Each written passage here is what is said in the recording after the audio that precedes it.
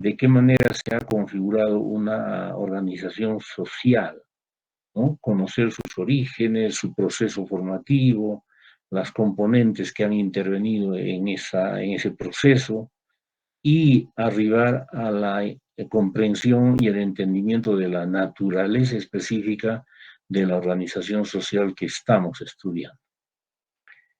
Quiere decir que vamos a tener que llegar a determinar con la mayor precisión posible qué características determinan la presencia de una determinada organización social, desde las claramente constituidas hasta aquellas con severas deficiencias en su proceso formativo y por lo tanto en todas las acciones que luego desarrollan. Vendrá el análisis económico, que es un análisis en realidad bastante sencillo porque cuenta con infinidad de medios de información.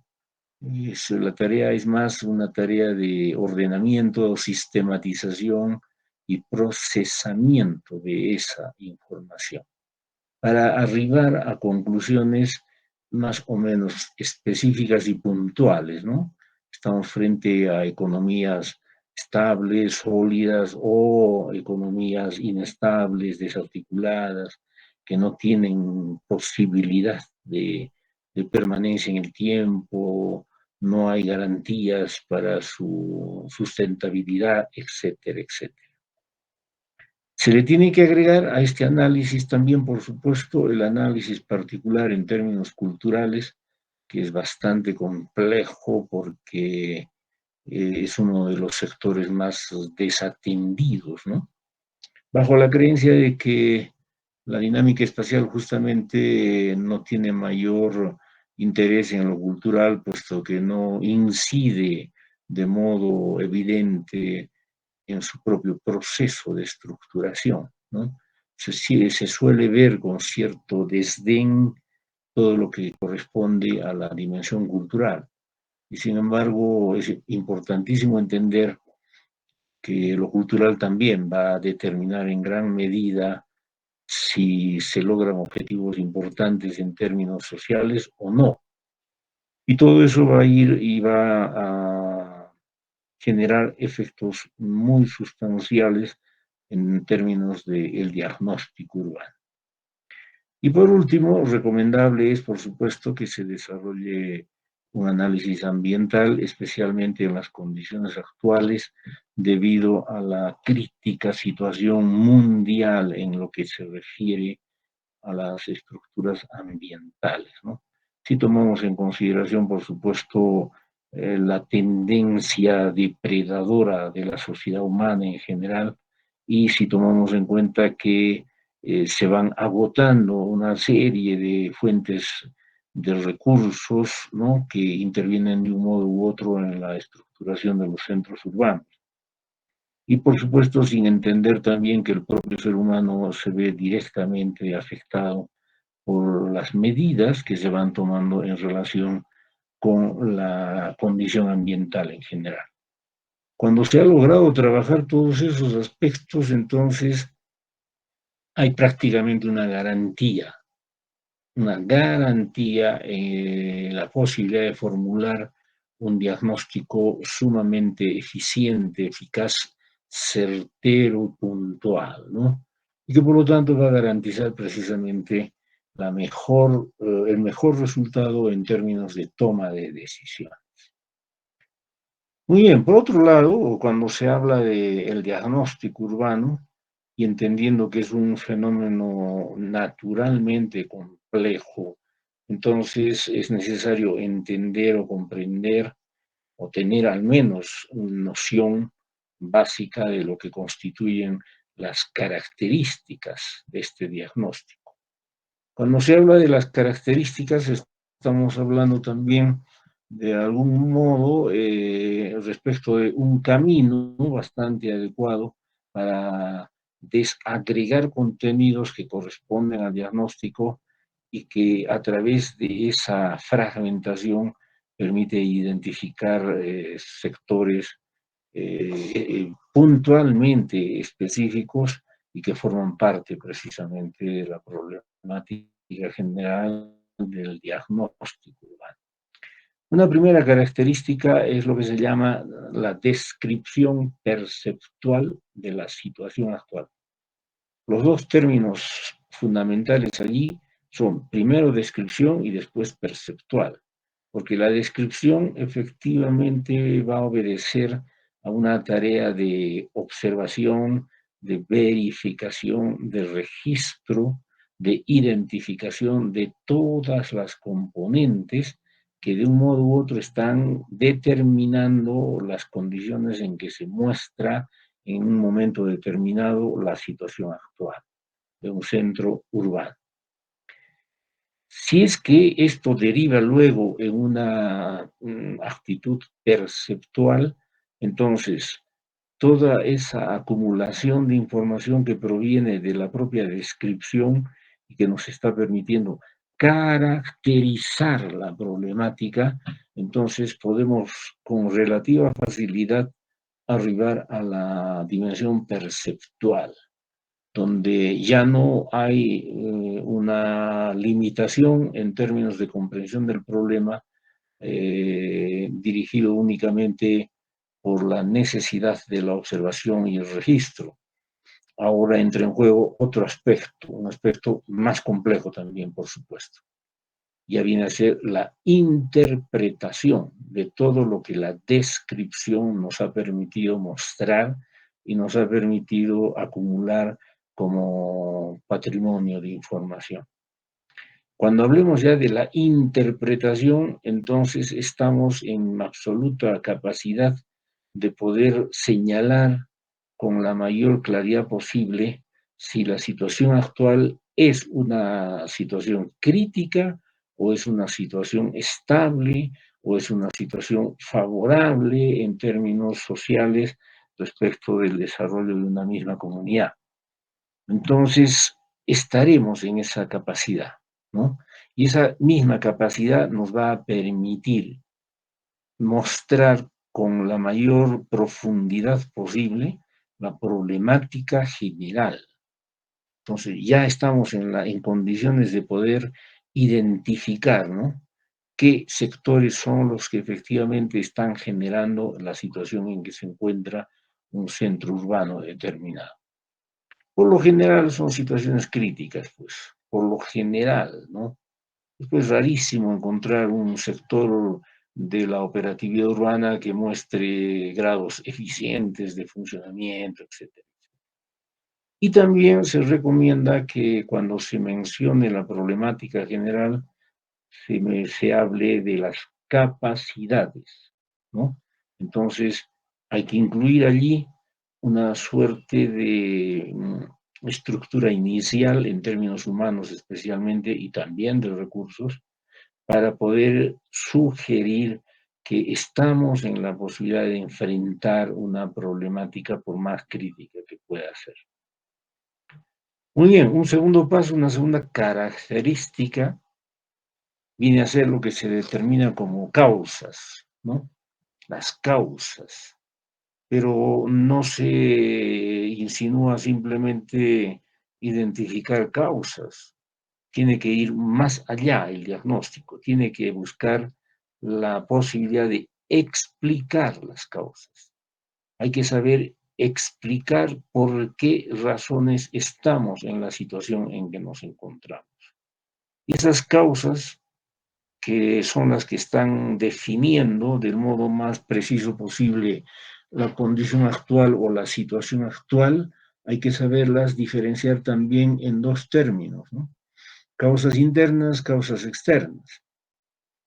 Internas son, pues, por supuesto, todas las que corresponden a la estructura operativa del centro urbano, ¿no? En términos humanos, en términos logísticos, en términos de recursos, en términos tecnológicos, etcétera, etcétera. Pero causas externas provienen fundamentalmente de las influencias que ejercen otros centros urbanos a través de mecanismos de relación que hoy en día se presentan de manera creciente, ¿no? Hoy en día es inclusive aconsejable promover estas posibilidades de relación, ¿no?, con otros centros urbanos. Pero sin embargo, si bien es cierto, o puede ser cierto, que esas relaciones resulten favorables para las tareas del diagnóstico, también hay factores adversos, ¿no?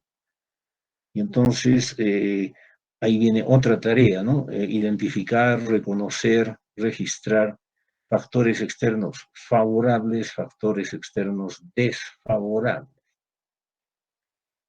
Muy bien, y luego vendría otra característica cada vez más puntual, por supuesto, en la que hay que identificar factores estáticos y factores dinámicos, ¿no?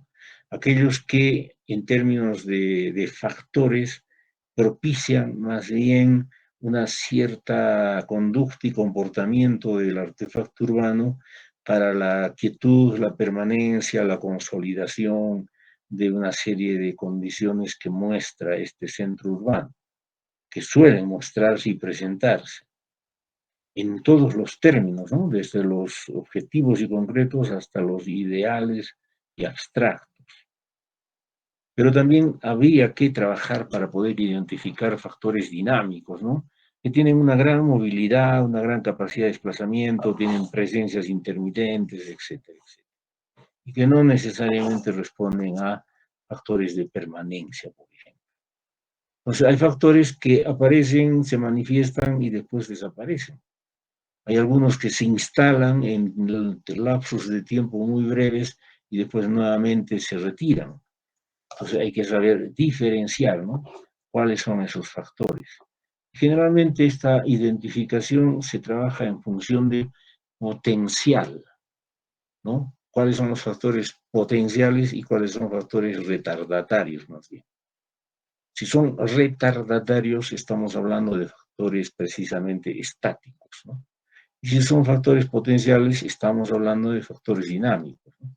Si yo, por ejemplo, tomo la tarea de analizar el factor humano, es muy probable, bastante probable, que si trabajo en algún momento una variable que pueda significar grupos etarios, entonces voy a encontrar que las personas de avanzada edad, por lo general, son factores retardatarios y por lo tanto estáticos, que ya no les motiva de un modo significativo posibilidades de cambio, de transformación, a diferencia de los grupos etarios de jóvenes, ¿no? O bastante jóvenes, que sí tienen ese potencial precisamente para poder favorecer conductas y comportamientos dinámicos, ¿no? Que por lo tanto van a propiciar justamente procesos de cambio, de transformación, etcétera, etcétera. Muy bien, luego, tal vez de un modo ya mucho más puntual, inclusive tenemos que enfocarnos en el estado actual del centro urbano, o si prefieren, como alguna otra bibliografía lo menciona, la situación crítica. Y se refiere a que se tiene que lograr determinar dos aspectos: la magnitud de esa situación crítica y la naturaleza de esa situación crítica. Su magnitud se determina con relativa facilidad porque se trabaja en función de criterios mensurables, ¿no? Cuantificables. Entender si la condición crítica está abarcando áreas cada vez mayoritarias, estaríamos frente a una situación crítica de elevada magnitud. Pero si viésemos que esa condición está afectando sectores minoritarios en términos de área y de cuantificación, entonces estaríamos hablando de una situación crítica naciente, emergente, etcétera, etcétera. Y luego tenemos que caracterizar la situación crítica. Eso se refiere a la naturaleza. En gran medida es una suerte de descripción, ¿no? Una suerte de explicación básica, primaria, inmediata, respecto de lo que observamos en relación con la naturaleza crítica de esa condición actual. Aquí se tienen que mencionar aspectos importantes como potencialidades y amenazas, todo aquello que puede resultar favorable para acometer tareas de mitigación o transformación de una situación crítica, y aquello que más bien va a propiciar, ¿no? el deterioro progresivo de esa situación. Se supone que si se identifican las amenazas, lo que hay que hacer es mitigar o eliminar. Si se identifican las potencialidades, hay que incrementarlas y garantizar inclusive su permanencia, ¿no? Otro aspecto que se recomienda trabajar en términos de la situación crítica es el comportamiento en el tiempo. Entonces, hay que trabajar en términos de indagación histórica para saber qué sucedió hace 50 años, hace 20 años, hace 5 años, etc. Respecto de esa situación crítica, más o menos considerada en términos generales, ¿no? Genéricos. Muy bien, a esto se le tiene que agregar otra característica que vendría a ser control de los factores. Es decir, poder establecer si tenemos o no posibilidades respecto del control de estos factores o dificultades más bien en el control de estos factores. Por supuesto que si hay posibilidades, la tarea se está simplificando, ¿no? Y se está viendo favorecida. Pero si hay dificultades, la tarea se complica, ¿no? Inmediatamente hay que señalar cuáles son esas posibilidades o cuáles son esas dificultades, ¿no? Para que podamos manipular, en el mejor sentido del término, los factores, ¿no? Tanto dinámicos como estáticos, que ya hemos indicado. Porque en suma, este aspecto es el que va a determinar aquello que ya se define en términos genéricos también como la práctica social. Es decir, entender que aquí entra en juego la respuesta de la sociedad. Por supuesto que una sociedad mal estructurada se va a convertir más bien en dificultad para el control de factores. Y una sociedad sólidamente estructurada se va a convertir rápidamente también y sin mayor dificultad en una posibilidad de control de estos factores. Y culmina la tarea de reconocer las características de este diagnóstico a través de un cotejo o una confrontación entre las condiciones anteriores, las condiciones históricas pasadas y las condiciones presentes y actuales, ¿no? Y su influencia en la imagen futura.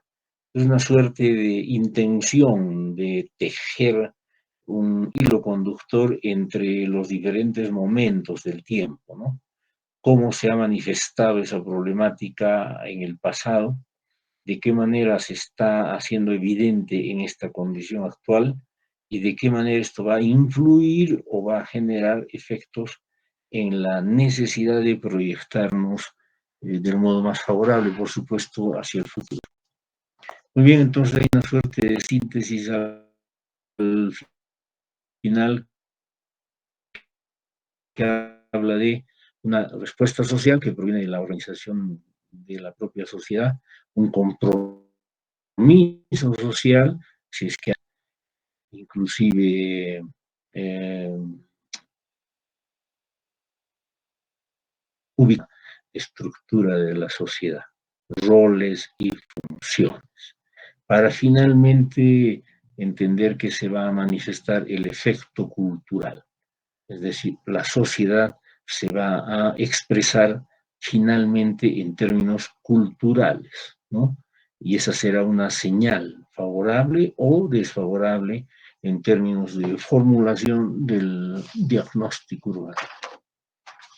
Muy bien, culmina esa primera etapa y vamos a ver luego lo que se define como diagnóstico en términos de procedimientos. Sin embargo, todas las preguntas, dudas, inquietudes que puedan haber sobre el aspecto anterior. Los escucho.